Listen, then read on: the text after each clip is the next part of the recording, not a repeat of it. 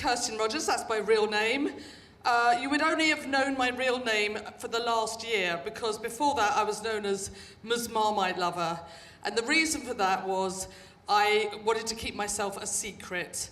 I was a blogger, I started out as a blogger, and first of all I was writing about quite intimate things, and I wasn't sure if I wanted everybody to know.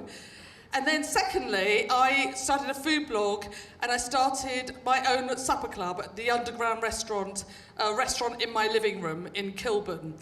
And I was one of the first, along with my friend Horton Jupiter, and basically I wasn't sure how legal it was. So I came up with this fake name, MsMarmiteLover.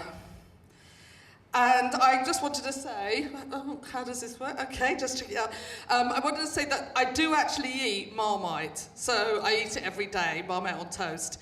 And Marmite, as you can see, sent me a lovely pot of Marmite with my face on it, which was my proudest moment, like winning an Oscar. Now, the thing about the supper clubs, it's now become a massive movement. Oops, I'm going to talk about myself. I can't even remember what slides I've put here. So it's become a massive movement. There's hundreds of them now in the UK. And I just want to say a word about social media. We've got Twitter here.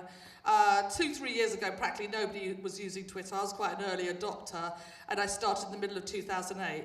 So I think the supper club movement would have happened without social media, but it would have been a lot slower. Definitely, social media accelerates the whole process, and it makes it very easy for someone to start up a small business. So I think it's fantastic in that way. Before I became a chef and a cook and an author, I was a photographer.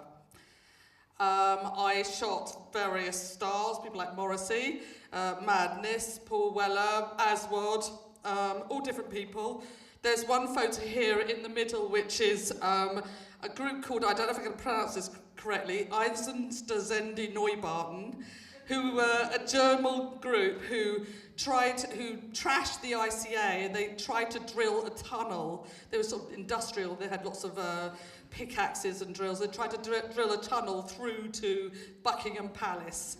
So that was quite a famous gig. After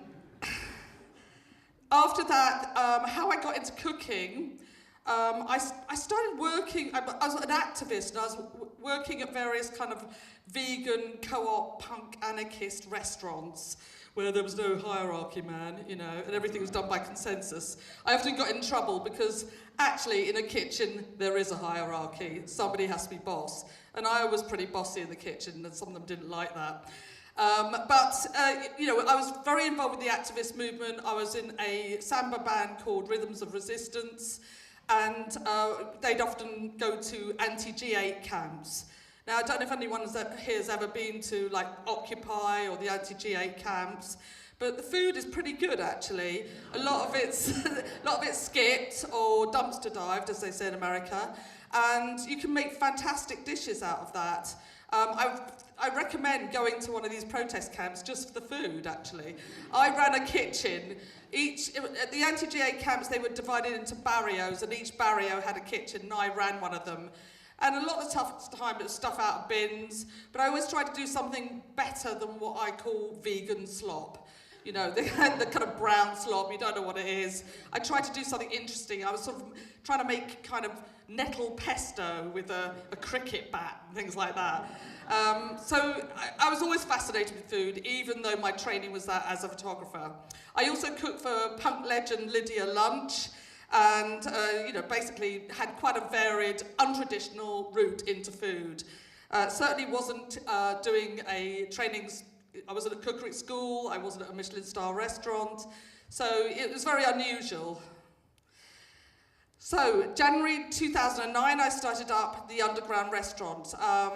Since then, I've had a lot of problems with the word underground. I meant it in a countercultural way, like the 60s way, but London Transport have been trying to take action against me for about 3 years now. They sent me a letter saying, we've noted that you're using the word underground restaurant. We object to this because confusion could arise. And I said, well, I'm not actually running a rival mass transit system from my living room.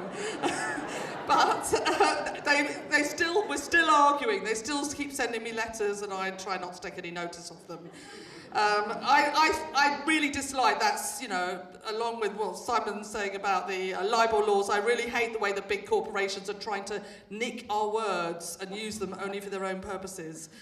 You can't trademark underground.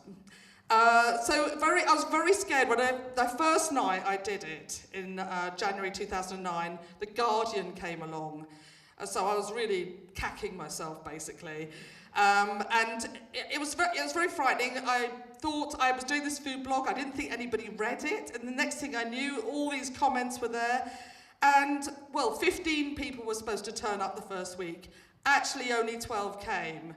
And that's when I realised I can't do it this way. I'm going to lose money. I've got no walk-in traffic. I have to develop a system which people book in advance. So I linked up with a ticket site who sold normally rock tickets called We Got Tickets. And I said to them, they were very nervous about the whole thing. I mean, are you legal? Are you allowed to do this? Are we sure we're allowed to do tickets? I went, yeah, it'll be fine. I've got health and safety, don't worry. And so because basically, that means at least if people didn't turn up, I had the money in advance, because you buy the ingredients in advance. It's funny enough, even when people pay in advance, often they don't turn up, which is kind of weird. So I'm really glad I instituted that system. So, as you can see, I was sometimes plating up on an ironing board, I was plating up on the floor, but it is, I can assure you, I have passed, the council have been round and checked out my kitchen. It's perfectly hygienic. In fact, I would say it's cleaner than any restaurant kitchen. But I have a nice flat, that's my living room, and there's my kitchen. I cook everything on an Aga. And which is, I think, there's only one other restaurant in the whole of the UK that cooks everything on an Aga. So it really is slow cooking, the slow food movement. And it takes a certain amount of skill to cook on an Aga, and I have had sort of pro chefs come and help me, and they're absolutely flummoxed by it, can't cope with it. A few more pictures. Some of the guests get quite excited. There's a woman who started belly dancing at the dinners. That was very exciting. There's one week we had an ice cream van. I sent everybody out for their pudding out into the front drive, and they got their pudding from an ice cream van. So you try to play with food and make it more exciting, and I also do an awful lot of theme meals, which I'll be talking about later. That's a bit, my daughter said, "Oh, you can't put that, Mum," celeb guess. But I have had a few celebrities. Hardeep Singh Kohli came and helped me cook. He was brilliant. I mean, I didn't tell anybody beforehand, and the guests couldn't believe it. They were going, "I recognise him." He was like doing the waiting, and they thought it was amazing. This handsome guy, the blonde guy, he was Prince Charles's chef, and I couldn't believe it when he wanted to come and help, and he'd tell me all the gossip. That was fantastic. And he actually, I did a sort of alternative role but wedding banquet last year, and he came along and helped me cook. So it was amazing. We did shows with George Lamb, MasterChef winner Matt Follis, I don't know if you remember him. Can't remember this guy's name actually. Louis Theroux, that's it.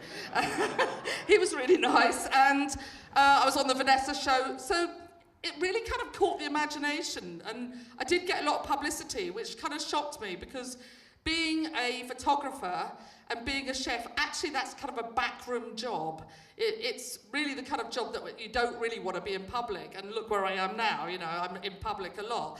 And I had to sort of, when the guests came first of all, I realised they actually wanted to meet me. I suppose they were coming to my house. Of course they wanted to know whose house it was.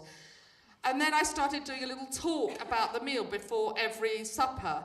I talk about the ingredients. A lot of the meals are quite conceptual, so I talk about, why I serve this and where I obtain the ingredients from.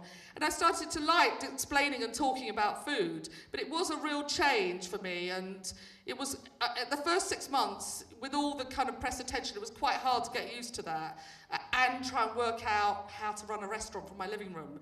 Because I really basically was making it up as I went along, and I didn't know what I was doing. Let's slide. I think I'm getting the hang of this now. So the theme meals I do, I started off doing kind of national cuisine like Indian, Arabic, Sri Lankan, Caribbean.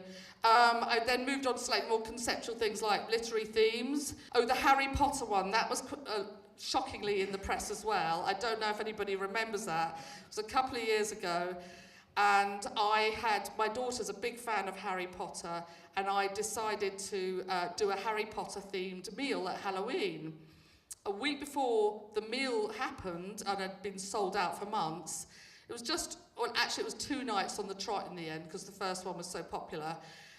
Warner Brothers got in touch with me and said, "You can't do a Harry Potter meal. It's come to our attention that you're doing a Harry Potter meal. This is in breach of copyright. Plus, you're not allowed to serve butterbeer." And I said, well, actually, butterbeer is an ancient medieval recipe, and yes, I can. But that got a lot of worldwide press as well. I was even on PerezHilton.com, which I thought was kind of weird. But I just went ahead with it. They said you can't call it Harry Potter, you can call it generic wizard night. So that's what I did. But I couldn't stop people coming dressed up as Dementors and Harry Potter and all that kind of thing. Recently I've done quite a lot of musical themes like Judy Liza night, Barbra Streisand night, Dolly Parton, always very popular. She's actually got a cookbook out, you know. It's called Dolly's Dixie Fixins. Got some great recipes.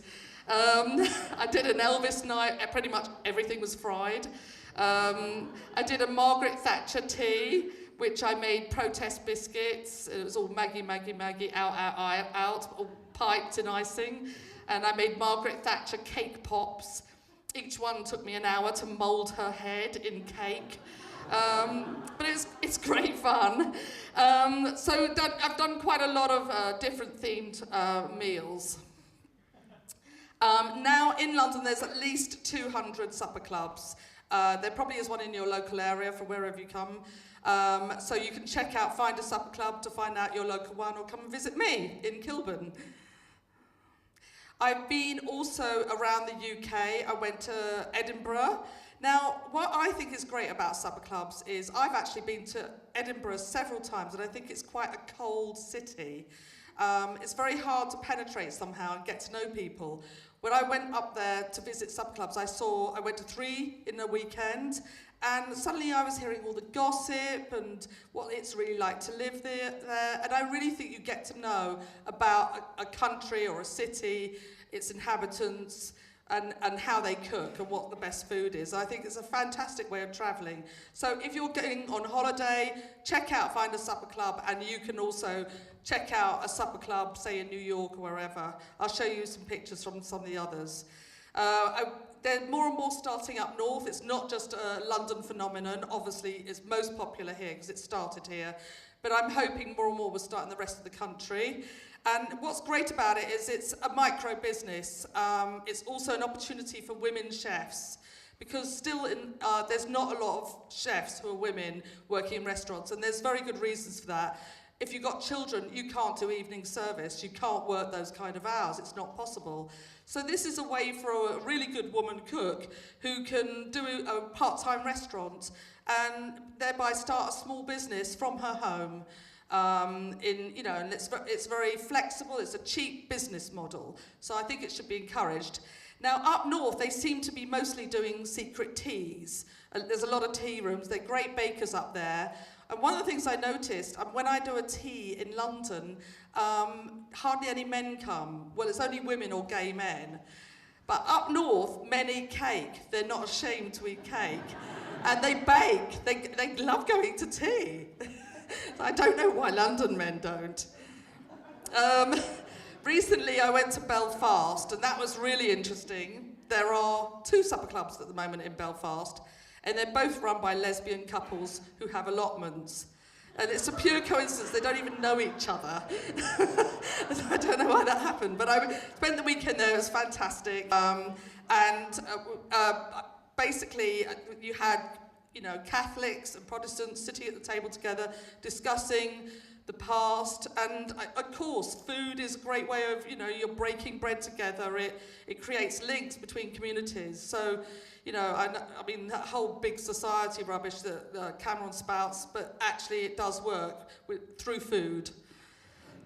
I make a distinction with, if there's a genre of supper clubs, I make a distinction between home restaurants, which is mostly what I run, although I do some pop-ups, and pop-ups. Now, one of the best that I've ever been to is a place called this time in Ballymaloe in Ireland, Southern Ireland, and it was called Outstanding in the Field. And the guy that created that is a land artist, and he makes sculptures of, in a way, he's doing kind of dinner party sculptures, long lines of tables and chairs and plates and glasses along beaches or in fields, and this time in a massive greenhouse. The food was absolutely fantastic. Do check them out when they next come to Europe. I went to Paris, where one of the oldest supper clubs started. It's a guy called Jim Haynes, the older guy there, and he's been doing it for 30 years. Now, I actually lived in Paris for 6 or 7 years, and it's quite a tough city. It's quite hard to get to know other people, and unfortunately, I didn't even know that he existed. My influence, the reason why I started it, is because I went to Cuba, and they have paladares, which are home restaurants there, and that's what gave me my idea. I didn't actually know about Jim, and I didn't know about the supper clubs in America either before I started here, which is a great shame. The ones, there's another one that's photographed there, which is called Hidden Dining, and that's got a very long waiting list. It's very expensive. Supper clubs, in London, they range anything from 25 quid in someone's council flat to 120 quid at the Loft, which is a kind of shishi East End warehouse. Okay, so, there's a whole variety. You can sometimes in a castle or on a boat, anywhere. It's worth checking them all out. I also went to Bologna, where there's Cesarina, which are Italian grandmothers. They invite you into their house, and you can eat their food. And the best Italian cooking is in people's houses, so worth checking that out as well. Berlin, there's a huge scene going on there of supper clubs, worth checking out. And Sweden, I went to there just before Christmas. That was fantastic. I went to one in Stockholm, one in Gothenburg. Great food, got to meet the people. And actually going to their supper clubs was cheaper than going to a normal restaurant because it's quite expensive there. New York got a huge scene. I would say supper clubs in general in the States are much more expensive and often run by pro chefs. Personally, I'm more interested in creative home cooking, but it was, well worth visiting. I also do something called the Underground Farmers Market, which I have a 2-bedroom garden flat, and I fit about 2 or 3 times a year, about 40 stalls, all doing kind of making their own cheese, smoking their own fish, kind of urban DIY punk cookery. And they, 500 or 600 people pile into my flat. We do food demos, there's live music, there's a bonfire, and it's fantastic fun. I think there's no limit to what you can use your home for. And there's some more pictures from the Underground Farmers Market. There's guys serving cocktails on ironing boards and cupcakes on the bed and all kinds of things going on. I also do conferences in my living room. I did a conference on how to become a successful blogger. So we had people talking about writing, uploading digital photographs, and that was very well attended. I've done quarterly comedy nights curated by Josie Long, and that's a really tough gig. You're in a room, in a living room, no lighting, no mic, no stage, and you just have to be funny to 30 people who are eating dinner. But it's great fun. And finally, that's my book, Supper Club, which is for sale at the end. That's it. Did I overrun? Sorry.